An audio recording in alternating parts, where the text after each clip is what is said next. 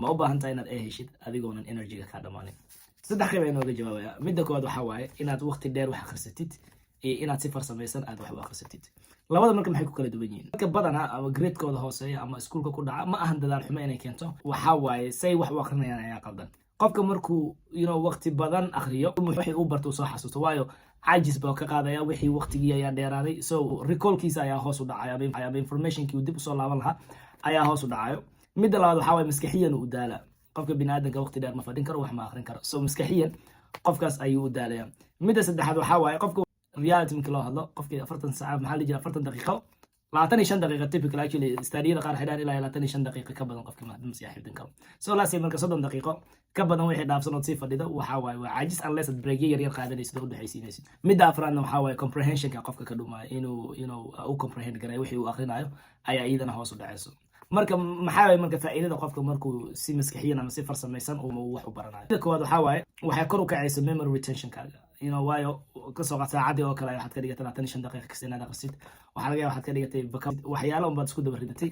midda marka waxay kor u qaadaysaa marka memorygaaga ama cashirka aad retain garaynaysa inay kor u kaco. midda labaad waxaa waaye efficiency-kaagana inuu kor u kaco. waxaa laga yaabaa wixii 5 saac 6 saac sidii kale kaaga geli lahaa, maadaama aad waqtiyada kala gogoosatay inay kaa gasho 3 saacadood markii la isku wada daro.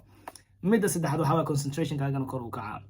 haddatan especially marka TikTok iyo waxyaaladan soo baxeen, qofka bini'aadanka aad ba concentrated uma ahaan karo oo energy-giisa ayaa hoosa, so concentration-kaaga isagana kor u kacaya.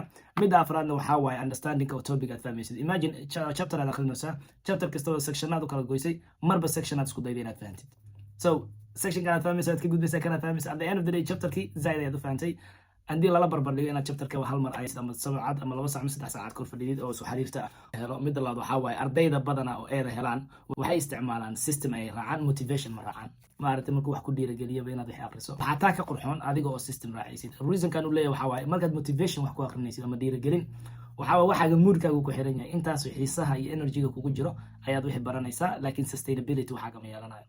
midda labaad waxaa waaye motivationka consistent ma wadaysto, wuu isbedelaya. waxaa laga yaabaa maanta inaad motivation aad dhegaysto, beri motivation kale aad dhegaystid, taa asagana wuxuu sababayaa marka xiisaha ama consistency-kaaga ayuu wax u dhimayaa oo joogto kaama noqonayso. midda saddexaad waxaa waaye waa emotional driven. waxaa waaye qofka qiirada maaragtay markii lagu qiiro geliyo lagu dhowriya wax kaco wax qabso, qiirada ayay ku xiran tahay. mar haddaad qiirada ay kaa baxdo waxaa waaye akhriskii iyo wixii waad iska dhaafaysaa. laakiin system haddaad ku socotid, marka aad system haysatid, waxaa waaye system wuxuu kaa caawinaya horta waa consistent. waayo mar kastaba systemkii baad ku celinaysaa inaad topic cusub ku baratid, kan kale ku baratid, so consistency-kaaga ayaa kor u kacayo oo wanaagsanaanayo. midda labaad waxaa waaye sustain progress-kaagana waxaa waaye waa mid aad fiirin kartid oo trace garayn kartid. 6 bil lasoo dhaafay, sanadka lasoo dhaafay, systemka aan isticmaalay maxaan ka faa'iiday, maxaan ka khasaaray, ma systemka bedel u baahan. laakiin systemka waa mid aad raaci kartid oo aad la socon kartid. midda saddexaadna waxaa waaye waa process driven. waa saan ku dhahay 6 bil baad fiirinaysaa processka, maxaa iska bedelay, maxaad ka faa'iiday. ardayga badana eega helo wuxuu raacaa system, laakiin emotion iyo dhiirigelin markaa taagan ma raaco. ugu dambeysa waxay tahay grade-kaaga wuxuu kor u kacaa markuu strategy-gaaga kor u kaco. ardayga markuu strategy-giisa ama strategy fiican leeyahay, grade-kiisana waa isbedelaa.